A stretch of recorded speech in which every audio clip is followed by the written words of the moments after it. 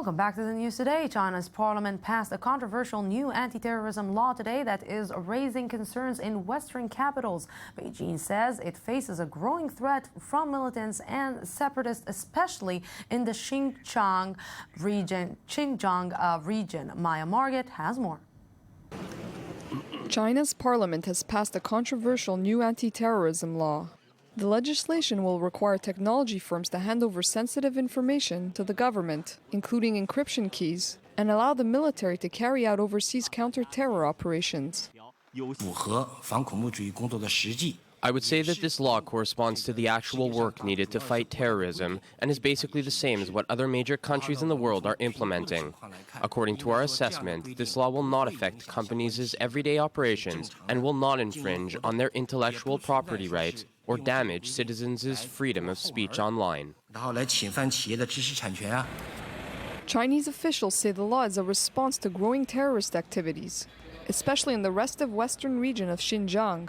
Xinjiang is home to the Muslim Uyghur minority group and has seen a number of attacks over the past few years that have claimed the lives of hundreds of people. In response, China has launched a police crackdown on separatist forces it claims are behind the violence.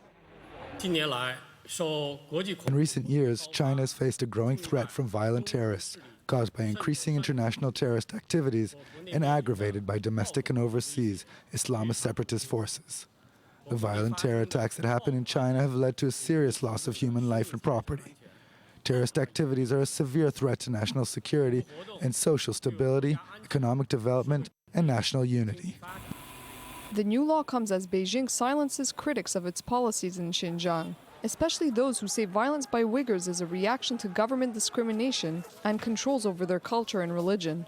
Last week, a court imposed a 3-year suspended prison sentence on renowned human rights lawyer Pu Zhiqiang, who questioned the ruling Communist Party's actions in the region.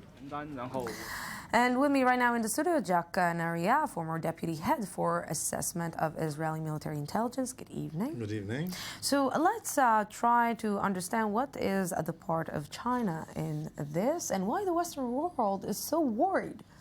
Well, I'm amazed to see that the Western world is bewildered by this sort of Patriot Act legalized by the Chinese. I mean, if you compare things that are going on in France and in the United States, like after September 11. So you see more or less the same thing. So we're talking about liberties.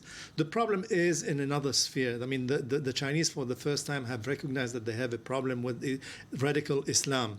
And radical Islam in China, as you can imagine, 4% of the population is more or less around 4% is Muslim. So you're talking about 60 million people.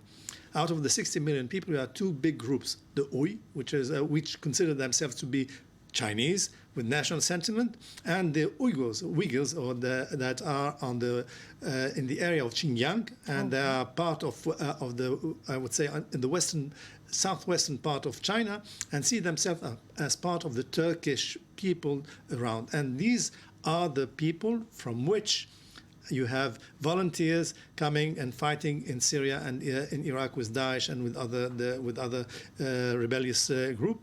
And you have almost 1,000 of those fighters being trained in Waziristan in Pakistan, which is very, very problematic for China, because China and Pakistan are real allies.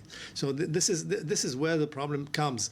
So the Chinese have to manage and to control not the part of the Muslim population, but rather the Uyghurs. And the Uyghurs are problematic because they have embarked on terrorism. For the last 3 years, and in the last event in a train station, they took sabers and just cut almost 30 people there. So I will go back to what you just said in the beginning. This is all a matter of homegrown terror and just protect a land that is trying to protect itself from its own enemies or its home enemies. But this is the Chinese way. The Chinese way is a little bit different. I mean, if you take into consideration, for instance, the Xinjiang province. In 1949, it was 90% populated by Muslims. Today, it's only 40%.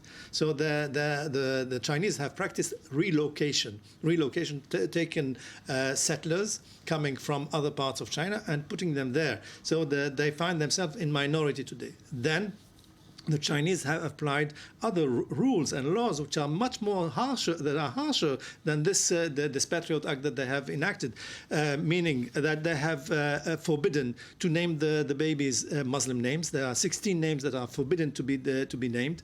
They have forbidden fasting in the Ramadan. They have asked Muslim restaurants who do not serve meals in the Ramadan to be closed. So this is really, a persecution. So Muhammad is not the most popular name in China like it is here in Israel. And neither Khadija. Neither Khadija, yes. Jacques Neria, thank you very much for this.